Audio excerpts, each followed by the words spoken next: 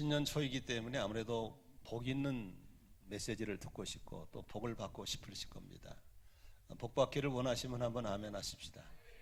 지난주는 시편 1편을 가지고 복 있는 사람이라는 제목으로 말씀을 나눴습니다. 복 있는 사람은 어떤 사람이죠? 내가 누구인지를 아는 사람이죠. 내가 누구인지를 아는 사람이 복을 받는 거죠. 내가 누구인지를 알면서 자신의 신분에 맞는 삶을 사는 사람이 복을 받는 것이죠.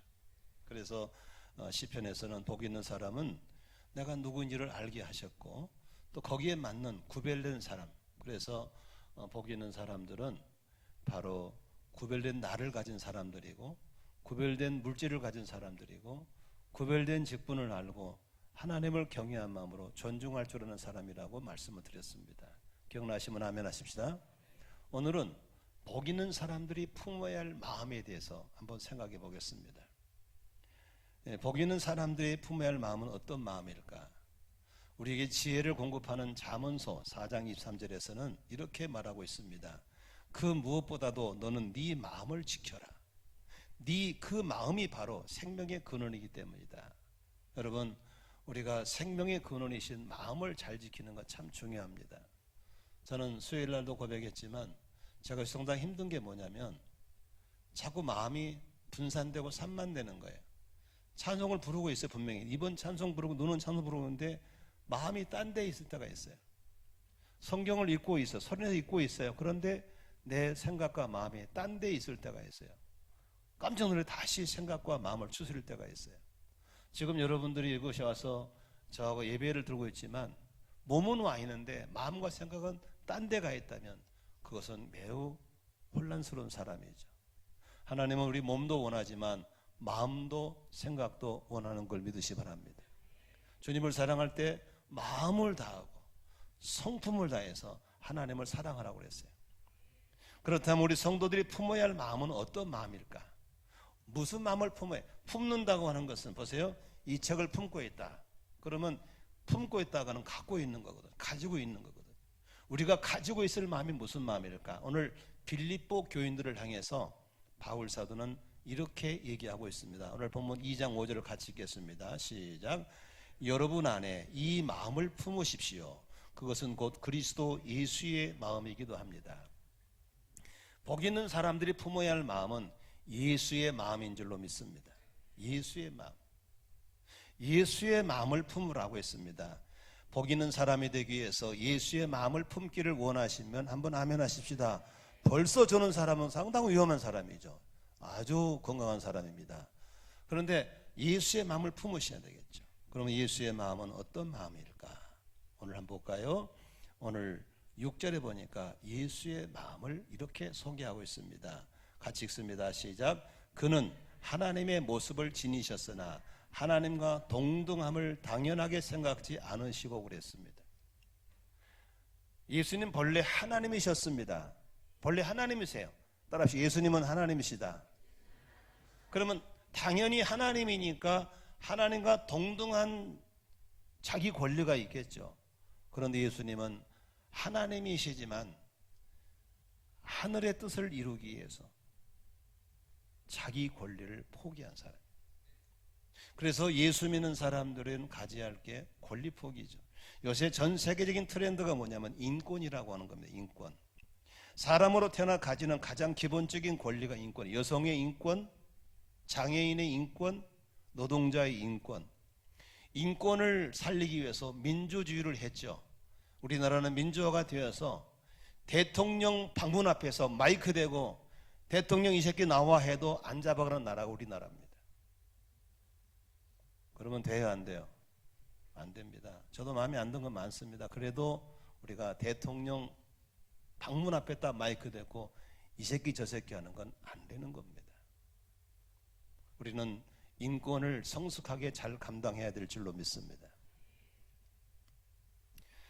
사탄은 인권을 잘 악용해서 소위 성혁명이라는 것을 트렌드 삼아가지고 인권이라는 포장지로 인간이 짐승이 돼가는 과정들을 만들어가. 그게 동성애고 젠더입니다. 인권을 잘 써야 되겠죠. 아멘이시죠. 잘못 쓰면 안 되는 겁니다. 그렇다면 저와 여러분이 예수를 믿으시면 아멘 하십시다. 믿는 사람을 신자가 가져야 할 권리는 뭐가 있을까요? 신자가 가져야 할 권리가 뭐가 있을까요?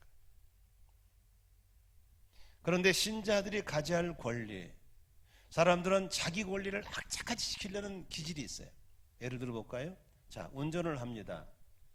그러면 내가 좀 급한 일이 좀 끼어들라 그러면 너무 깍쟁이 안 비켜져. 진짜 얄매요. 딱 붙어가지고 못 들어오게 만해. 자기 거라 이거죠.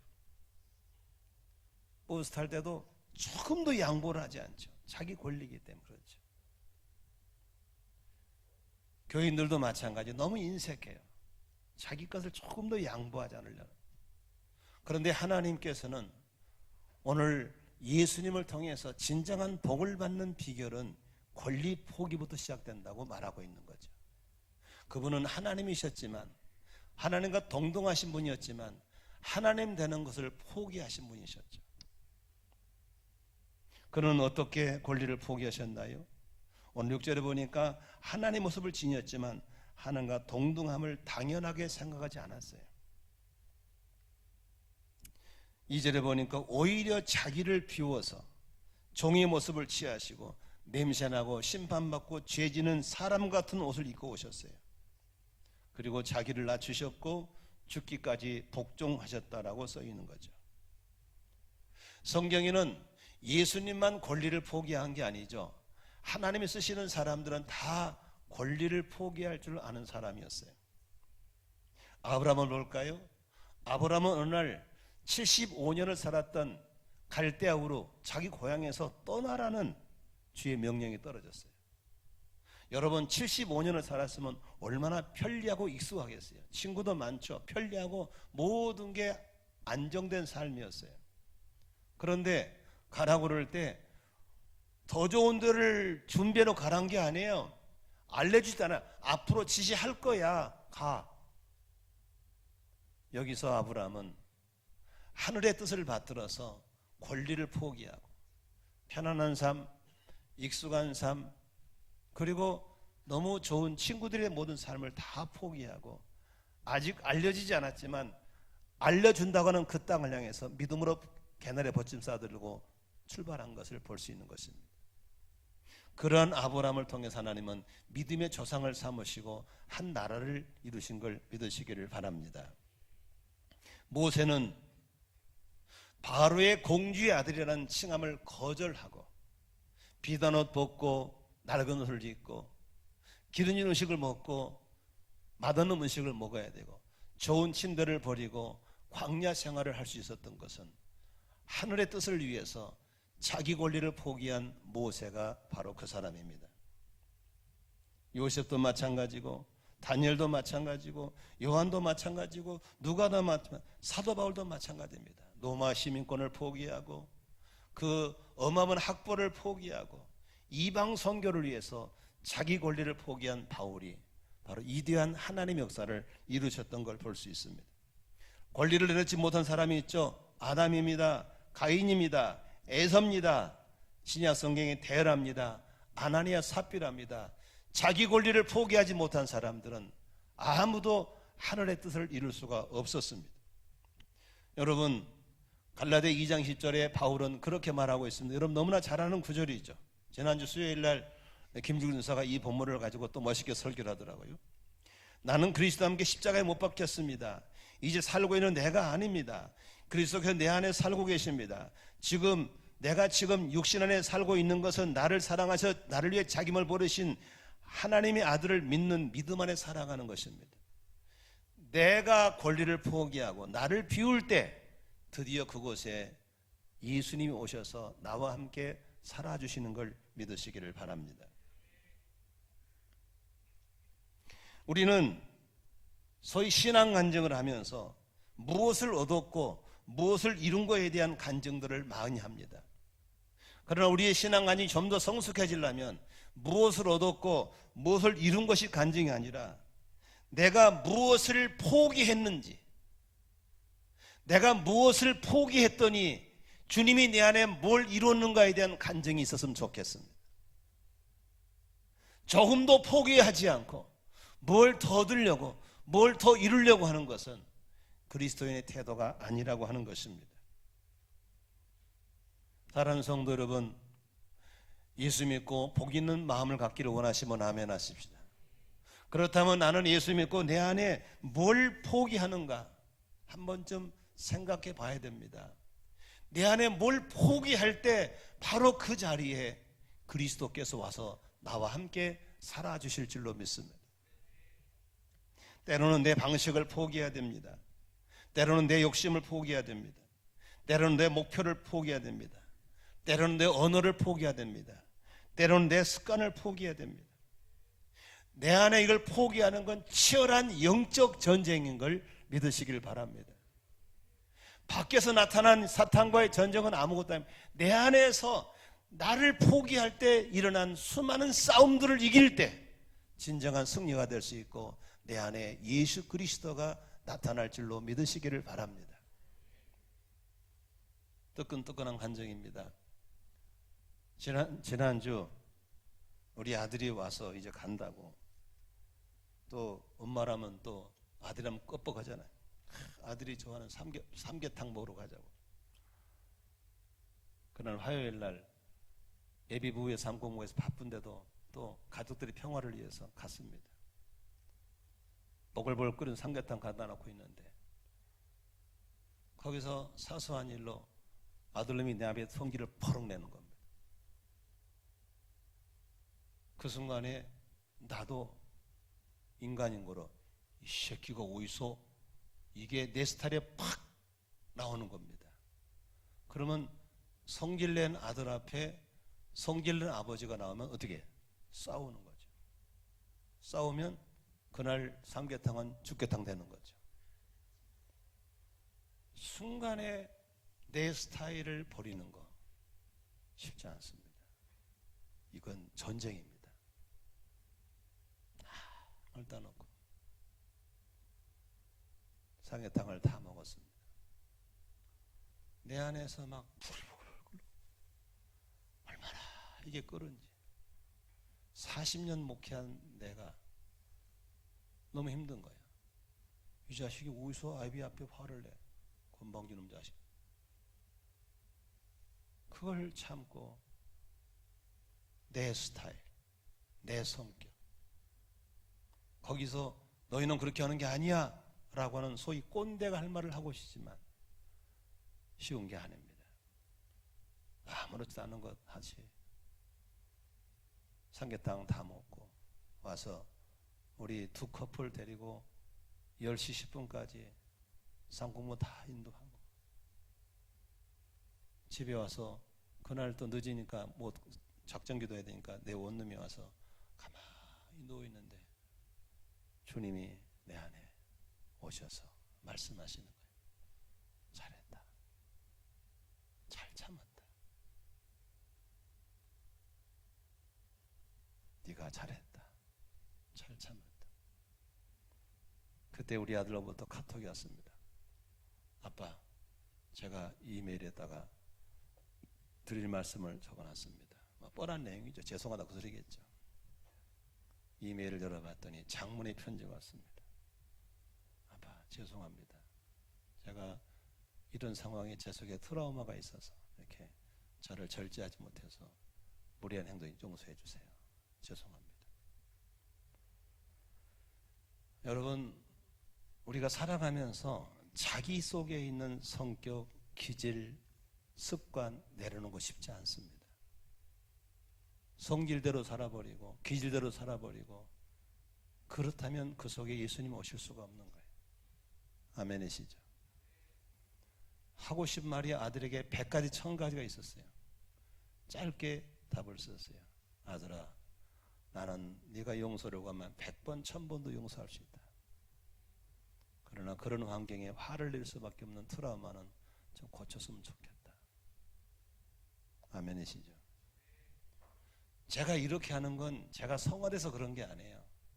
나를 권리를 포기할 때 내 안에 예수님이 살아주시니까 그렇게 멋있는 아빠가 되고 목사님답게 되는 거예요.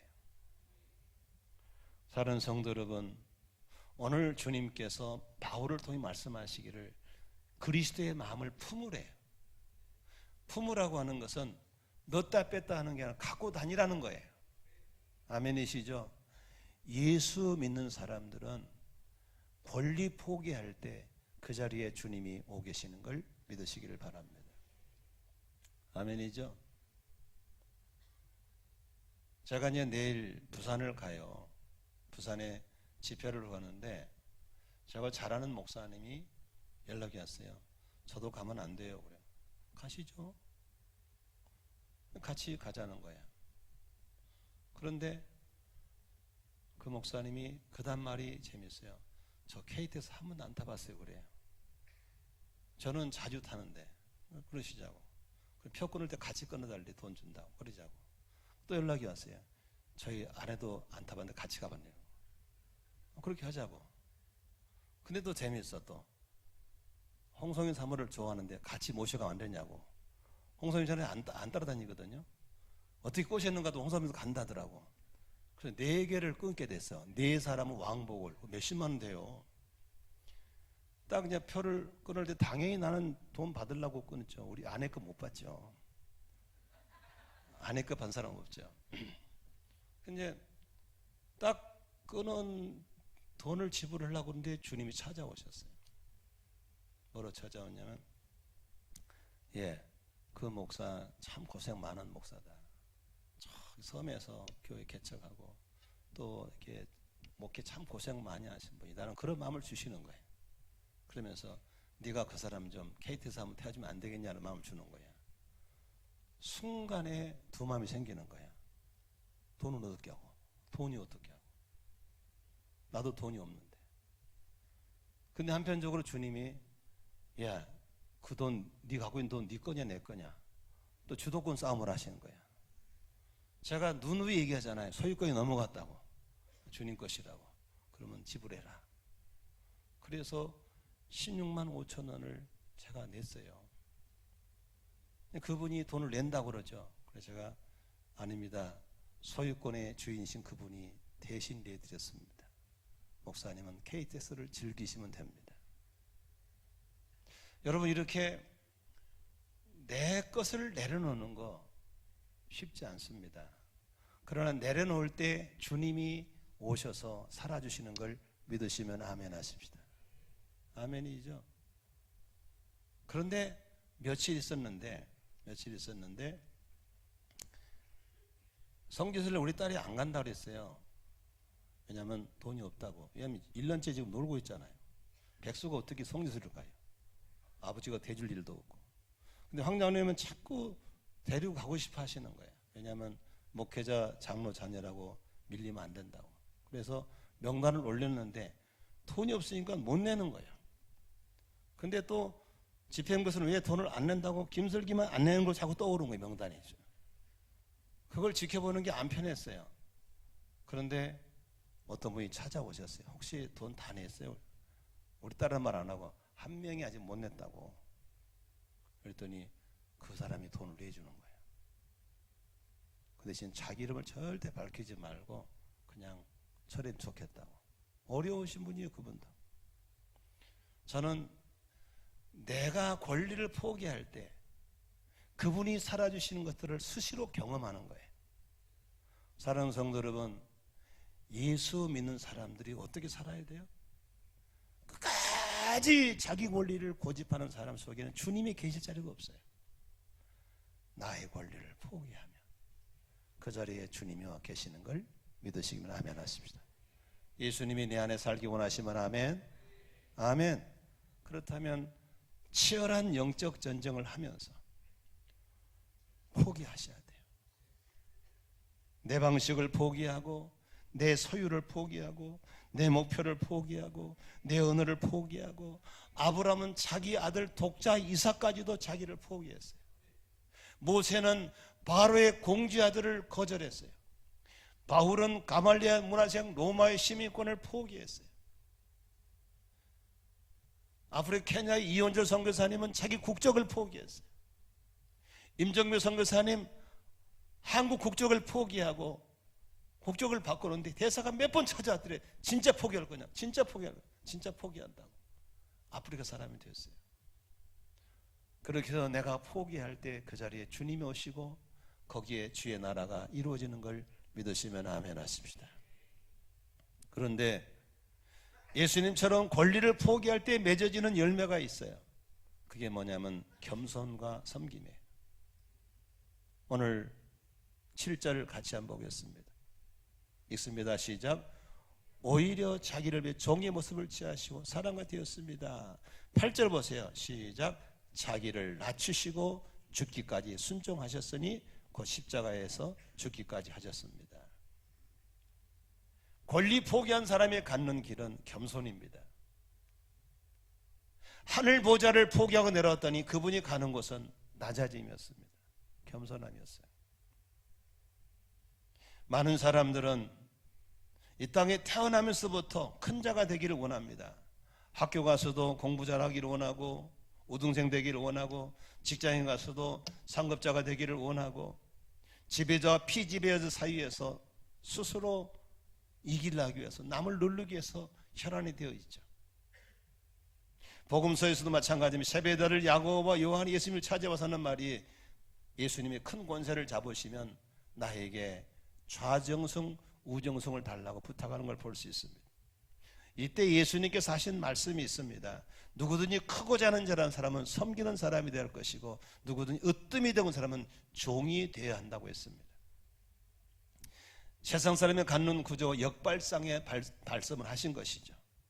그러면서 예수님이 하신 말씀이 내가 이 땅에 온 것은 섬김을 받으러 온 것이 아니라 내가 권리를 포기하고 이 땅에 오신 이유는 섬김 받으러 온 것이 아니라 내가 섬기러 왔고 내 몸값으로 너희들의 목숨을 대신 살려주러 왔다라고 말씀하셨습니다. 그래서 예수님은 어느 날 요한복음 13장 13절에 제자들이 모여서 밥을 잡수시는데 하인들이 하는 일, 먼지 수북이 쌓인 발을 씻어주는 일을 선생이고 주님이신 그분이 친히 허리에 수건을 두르시고 대물을 떠다가 제자들의 발을 씻기시는 것이었습니다. 한마디로 요새 말로 서프라이즈였습니다. 충격이었습니다. 신분 사이에서 선생인 랍비가 소위 주님이라고 하는 그분이 제자들의 발을 씻겨주는 것은 한마디로 충격적인 사건이었습니다. 한 말 따누고 발을 씻은 다음에 주님이 이렇게 말씀하셨습니다. 13장 14절에 주이며 선생이 내가 너희의 발을 씻겨 주었으니 너희도 서로 남의 발을 씻겨 주어야 한다. 15절입니다. 내가 너희에게 한 것 같이 너희도 이렇게 하라고 내가 본을 보여준 것이다 라고 했습니다. 예수님 닮기 원하시면 아멘 하십시다. 그렇다면 권리 포기하는 것이고 권리 포기해서 내려간 자리에서 해야 될 일이 뭐겠습니까? 다른 사람을 섬기는 것이었습니다. 예수님이 그렇게 하라고 본을 보여주신 것이었습니다. 저는 세계에서 제일 큰 교회에서 일을 했습니다. 철저하게 거기는 계급입니다. 아주 기수 차이가 얼마나 엄한지 모르고 군대도 그런 군대가 없습니다. 저는 군 출신입니다. 계급 사이에서 나왔어요. 저는 이제 신분 계급에 익숙한 사람입니다. 딱 그런 게가 체질에 맞습니다. 아랫사람 잡고 윗사람 잘 모시는 그렇게 저는 체질이 있습니다. 그러니까 목회해도 이 교회도 나는 그런 교회가 되는 것이 당연한 줄 알았습니다. 그런데 2012년도에 가정교회를 만나면서 제 생각이 무너지기 시작했습니다. 저는 가정교회 와서 최영기 목사님을 만났고 수많은 믿음의 선진들을 만나면서 제가 섬긴다는 것이 무엇인가를 배웠습니다. 섬기는 그저 힘있는 사람이 약한 거 도와주는 게 섬기는 게 아니었습니다. 헬프가 아니었습니다. 성경에서 말하는 섬김은 상대방을 성공시켜주는 것이었습니다. 제가 그 조직에 들어가니까 많은 목사들이 저를 성공시켜주려 안달이야. 뭘 달라라 다 주는 거예요. 언제 물어봐 다 가르쳐 주는 거예요. 언제 돈 먹어도 아무 말도 안 하고 도와주는 거예요. 그래 저를 6년, 7년, 8년 사이에 가정교회 사역자로 세워주시고 국제관 정회원이 되게 만들고 안산의 정예 지역 목자가 되게 만들고, 지금도 제가 전화하면 언제든지 예서 무슨 자료를 달라주고 물어봐도 대답해주고 부르면 찾아와 도와주고, 저는 그걸 보면서 야, 저 사람들은 아주 나를 성공시킬 작정한 사람이구나를 깨달은 겁니다. 그러면서 내 목회 현장을 봤을 때 내가 얼마나 잘못 섬긴 게 보였어요. 저는 그때부터 생각을 바꿔서 내가 저 장로님을 성공시켜드려야지, 나와 함께 동역하는 저 목사님을 성공시켜드려야지, 저 목자 목녀를 성공시켜드려야지. 내가 보고 배운 거니까. 그래서 언제든지 뭐 어떻게 저분을 도와줘야 되지, 어떻게 저를 도와지, 그게 제 속에 가득 차 있었어요. 교회가 어려울 때마다 제가 전화를 하거나 이메일을 보내면 최영기 목사님 즉각 답장이 옵니다. 그리고 그 일 많은 목사님이 자상하게 들어주시고 또 기도해 주시고, 연말연시에 교회가 시끄러우니까 제가 연락드렸더니 바로 기도해 주시고, 저도 1일부터 어제까지 아침 금식했습니다. 저를 성공시키려는 분이 주변에 너무 많은 거예요. 예수님이 그렇게 본을 보였기 때문에 그걸 따라가신 분들이 너무나 많은 거예요. 우리 아들이 간 교회는 우리나라에서 가정교회를 가장 잘하는 교회를 갔습니다. 그 아이는 도착부터 충격입니다. 교회가 이런 교회도 있구나. 모든 목사님, 장로님, 성도님들이 새로운 신병전사를 성공시켜 주겠다고 그냥 너무 놀라는 겁니다. 이런 교회도 있구나. 다른 성도 여러분, 예수님과 함께 원하시면 아멘 하십시다. 권리 포기하는 겁니다. 권리 포기하면 그 자리에 주님이 와서 살아주실 줄로 믿습니다. 권리 포기하게 되면 나도 예수님처럼 더 겸손한 자가 될 것이고, 나도 사람들의 연약한 몸 그걸 밟아버린 것이 아니고 거기 와서 도와주고 보충해주고 세워서 그 사람을 성공시켜주는 사람이 될 줄로 믿으시길 바랍니다. 한동대학교를 세운 김영길 총장님, 저하고 이름 똑같죠. 유명한 과학자입니다. 실력이 대단한 사람입니다. 그런데 미국에서 예수를 만나고 한국에 와서 예수님과 성령을 체험하고, 그분이 대학을 세울 때 무슨 이념입니까? 기독교 정신입니다. 뭘 가르쳤습니까? 공부에서 남주자였습니다. 따라합시다. 공부에서 남주자. 그래서 그분을 통해서 많은 사람들을 세우고 키워서 작년인가 그분이 돌아가셨을 때 그 장례식이 얼마나 아름다운지, 수많은 제자들이 와서 총장님 때문에, 교수님 때문에, 장로님 때문에 내가 컸습니다. 나도 이제 어르신의 뒤를 따라서 권리를 포기하고 겸손하게 다른 사람을 섬기겠습니다. 그 아름다운 장례식을 보면서 저는 개인적으로 그분과 교제가 없지만 얼마나 제가 도전이 된지 모르겠습니다. 사랑하는 성도 여러분, 오늘도 예수님과 함께 원하시면 아멘 하십시다. 권리를 포기하십시다. 저는 가정교회를 하면서 바로 없앤 게 뭡니까? 담임 목사 밥 차려준 거 없앴습니다. 나도 줄 서서 먹을게. 가끔씩 아이 목사님 새치게 해줘. 너 새치게 할 수 없어. 똑같이. 그리고 내 방에 쓰레기통 치우는 거 집사님들이나 부교육자 시켰습니다. 아닙니다. 제가 하겠습니다. 내 방은 내가 청소합니다. 쓰레기 내가 치우고. 내가 할 수 있는 거 다 내가 합니다. 우리 모두 더 겸손해지고 더 섬기는 공동체 되면 가정에서 예수가 나타나고 목장에서 예수가 나타나고 우리들 모임 속에 예수님 형상이 나타날 걸 믿으시면 아멘 하십시다. 세 번째로 예수님처럼 권리 포기할 때 맺어지는 열매가 무엇입니까? 바로 순종과 헌신입니다.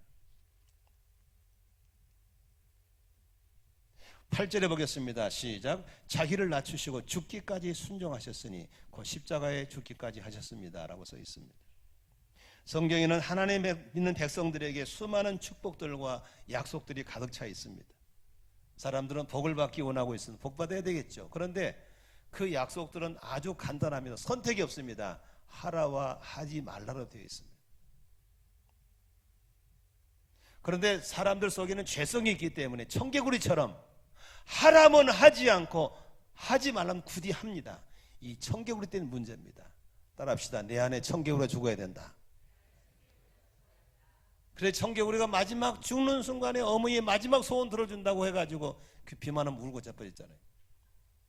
여러분 우리 속에 이 청개구리가 죽어야 돼요. 하라는 거 하고 하지 말아 안 하면 돼요. 근데 그게 안 돼요. 그런데 예수님은 권리를 포기하고 죽기까지 하늘의 뜻을 향해서 순종했다라고 써 있습니다. 지난주에 말씀했죠. 거룩한 나를 손대지 말아라. 그러면 안 돼야 됩니다. 주일 성수해야 되는 겁니다. 아멘. 거룩함을 손대지 마라. 11조 하면 되는 겁니다. 하나님의 세운 죄종을 건드리지 말아라. 하나님을 경영한 만큼 마음에 안 들다 때리지 말고 놔둬야 될 줄로 믿습니다. 아멘. 그러면 사는 거예요. 그런데 꼭 반대로 해요. 반대로. 그러니까 삶이 꼬이는 거예요. 성경에 나타난 수많은 하나님의 관심들이 있어요. 그 중에서 우리는 하나님의 최대 관심이 무엇인가를 알아야 될 줄로 믿습니다. 그게 뭐겠어요? 유언할 때 하신 말씀이에요. 유언 때. 사복음서의 마지막 장에 항상 하신 말씀이 있어요. 그게 뭐냐면 영혼을 구원하는 것과 열방 선교인 걸 믿으시길 바랍니다. 대학에 가면 공부를 하잖아요. 그러면 대학에서 졸업을 하기 위해서 반드시 해야 할 과목을 필수 과목이라고 그래요. 해도 되고 안 해도 되고 선택 과목이라고 그래요. 그렇죠? 마찬가지로 예수 믿는 사람들이 반드시 해야 될 그게 있어요. 그게 뭐냐면 영혼 구원과 세계 선교인 걸 믿으시길 바랍니다. 전도와 선교는 해도 되고 안 해도 되고 아니에요. 구원받은 사람이라면 주님의 사람이라면 반드시 해야 될 줄로 믿습니다. 저는 그래서 지난주 나눴던 노란색 용지에 여러분이 다 참여했으면 좋겠어요. 그래서 목표가 없으면 해결할 것도 없잖아요. 그럼 내가 몇 명을 전도해 보겠습니다. 목표를 정해놓고 늘 기도하시기를 바라고, 나의 생활의 일부에 이만큼은 내가 선교를 위해서 헌신하겠습니다. 약정하시고, 그리고 나서 목표 있게 살아가시면 하나님이 때마다 도와주시고 역사할 줄로 믿습니다. 성경은 수많은 우리에게 지침들을 주셨어요. 이리 가면 안전하다, 저리 가면 위험하다. 위험한데 안 가면 될 거 아니에요. 꼭 가가지고 다쳐서 SOS를 칩니까? 그 청개구리 때문에 그런 거예요. 권리를 포기하면 겸손한 사람이 되고, 권리를 포기하면 순종의 사람이 될 걸 믿으시기를 바랍니다. 성경은 하나님의 선교 역사를 기록한 책입니다. 하나님은 아브라함을 세우셔서 당신 나라를 계획하셨고, 요셉을 먼저 보내셔서 당신 나라를 보호하셨고, 모세를 세우 당신의 백성들을 구출하셨고, 예수님을 보내신 건 이 땅에 당신의 백성들을 건지러 오신 걸 믿으시기 바랍니다. 먼저 믿은 우리를 보내셔서 당신의 백성을 세우시고 주의 나라를 확장하기 원하신 걸 믿으시면 아멘 하십시다. 우리에게 성령을 부어주셔서 우리가 그 증인의 삶을 살게 하신 겁니다. 분주하다고 바쁘다고 다 잃어버리고 엉뚱한 일에 시간을 보내는 인생의 소비자가 아니라 하나님의 뜻을 받들어가는 헌신과 순종의 삶이 됐으면 참 좋겠습니다. 믿으시면 아멘 하십시다. 제자를 만들려고 그랬습니다. 여러분들은 살아가면서 몇 명의 제자를 두었습니까? 몇 명의 제자를 길렀습니까? 가장 가까이 있는 자식들을 제자로 삼기를 바랍니다. 가장 가까이 있는 내 가족들을 제자로 삼기를 바랍니다. 아멘. 저는 제자훈련에 눈을 떠서 소위 제자훈련의 대가라는 오카르 목사님한테 훈련을 받고 오직 제자훈련만 했습니다. 그런데 제가 하는 제자훈련이 많이 틀렸습니다. 2012년도에 가정교회를 만나면서 제가 두 번째 날 팍 깨져버렸습니다.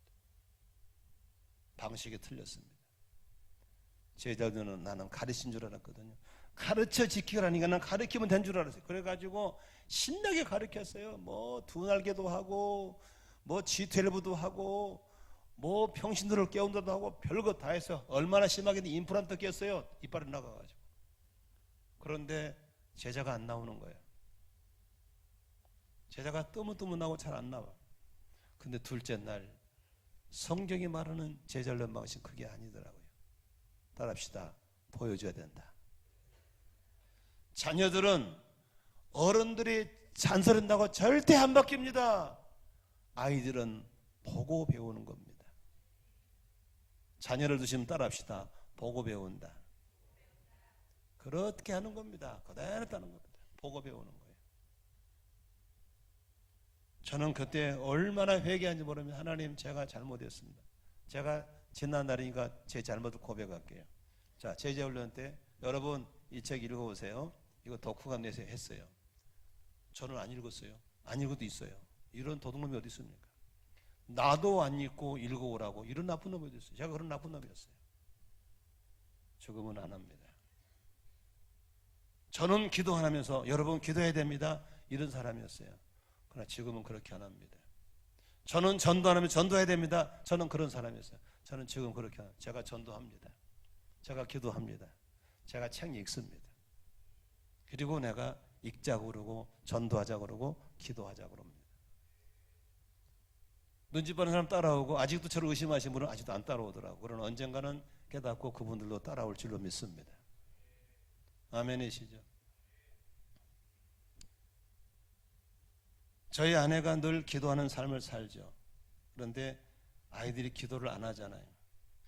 얘는 새끼 기도 좀 해라 소리를 잘 하지 않습니다. 어떤 좀 해라고 내가 막 그러거든요. 안 합니다. 해라서 하는 것은 안 되는 겁니다. 보고 배우는 겁니다. 우리 사랑하는 자녀를 제자를 삼고 우리 목자 목리들은 목원들을 제자를 삼기 위해서 그렇게 하셔야 되는 겁니다. 어떤 목자는 예배 나와가지고 피곤한가 봐요. 엄청 졸아. 근데 옆에 새로운 목원이 앉아있어. 그러면 그 목원이 뭘 배울까? 예배 시간 조는 걸 배울까? 설교 잡는 걸 배울까? 그 다음 주면 똑같이 저러고 앉아있습니다. 그대로 따라하는 겁니다. 길을 쓰고 우리는 중심이 서서 자기 원리를 포기하고 제자를 만들기 위해서 보여줘야 될 줄로 믿습니다. 아멘이시죠? 이렇게 자기 권리를 통해서 나를 잊지 않으려는 몸부림을 치는 내 안의 나, 그리고 자기 권리를 통해서 자기 권리를 포기하고 예수님이 도와 살리는 그런 치열한 싸움이 날마다 있기 때문에 바울은 이렇게 말합니다. 오호라라는 곤고한 사람이로다. 누가 나를 이 사망에서 건져낼 것인가? 이 치열한 전쟁에서 오늘도 이기시고 내일도 이기시기를 주의 이름으로 축원합니다. 아멘. 권리 포기할 때부터 예수가 믿어지는 겁니다. 권리 포기할 때부터 내 안에 예수님이 들어오시는 겁니다. 권리 포기할 때부터 겸손하게 되고 섬기게 되고, 권리 포기할 때 순종하게 되고 헌신하게 되고, 권리 포기할 때부터 하나님의 복을 받는 사람들의 마음을 품게 될 줄로 믿습니다. 설교 결론 맺겠습니다. 오늘 9절 같이 보겠습니다. 그렇게 권리 포기하고 겸손과 섬김, 순정 헌신의 삶은 예수를 어떻게 하셨습니까? 시작. 그러므로 하나님께서는 그를 지극히 높이시고 모든 이름에 뛰어난 이름을 그에게 주셨습니다. 10절. 그리하여 하늘과 땅 위와 땅 아래에 있는 모든 것들이 예수 이름 앞에 무릎을 꿇고 11절. 모두가 예수 그리스도는 주님이시라고 고백하여 하나님 아버지께 영광을 돌리게 하셨습니다. 12절 같이 읽습니다. 시작. 그럼 사랑하는 여러분이 언제나 순종한 것처럼 내가 함께 있을 때뿐만 아니라 지금과 같이 내가 없을 때에도 더욱더 순종하여 두렵고 떨리는 마음으로 자기의 구원을 이루어 가십시오. 아멘. 권리 포기는 진정한 그리스도에 되는 비결의 시작이며, 권리 포기는 치열한 영적 전쟁을 통해 얻게 되는 영적인 승리의 결과이며, 권리 포기를 통해서 겸손과 섬김, 순종과 헌신의 열매를 맺게 될 줄로 믿습니다. 내 안에 예수님 살아계시기를 원하시면 아멘 하십시다. 권리 포기해야 들어오는 겁니다. 못 들어오는 거예요. 내 안에 주인인데 못 들어오는 거죠. 나를 내려놓으시고 내 스타일을 내려놓으시고 내 방식을 내려놓으시고 아멘. 그곳에 주님이 오실 줄로 믿습니다. 그런 여러분을 통해서 가정이 복음화되고 자녀가 제자가 되고 아멘. 그곳이 하나님 나라가 임할 줄로 믿습니다. 더 이상 내 안에 나와 싸우지 않기를 바라고 오늘도 나를 십자가에 못 박으시고 나를 죽이면 그곳에 그분이 오셔서 살으실 줄로 믿습니다. 겸손한 마음 품으십시다. 순종과 헌신의 마음 품으십시다. 하나님이 금년에 여러분들을 크게 복주시고 축복하시고 함께 하시고 열매 주실 줄로 믿습니다. 기도하겠습니다.